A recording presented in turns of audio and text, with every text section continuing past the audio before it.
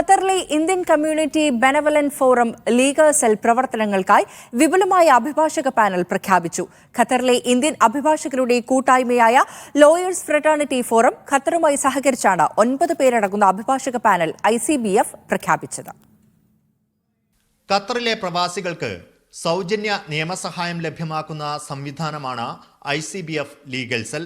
എല്ലാ ഞായറാഴ്ചകളിലും ബുധനാഴ്ചകളിലും വൈകിട്ട് 6:30 മുതൽ തുമാമയിലെ ICBF ഓഫീസിൽ അഭിഭാഷകരുടെ സേവനം ലഭ്യമാണ്. സേവനം ആവശ്യമുള്ളവർ മുൻകൂട്ടി ബുക്ക് ചെയ്തിരിക്കണം. ലീഗൽ സെൽ പ്രഖ്യാപനം ഇന്ത്യൻ അംബാസഡർ വിപുൽ ഉദ്ഘാടനം ചെയ്തു. ICBFന്റെ 40ാം വാർഷിക ലോഗോയും ടാഗ് ലൈനും അംബാസഡർ അനാച്ഛാദനം ചെയ്തു.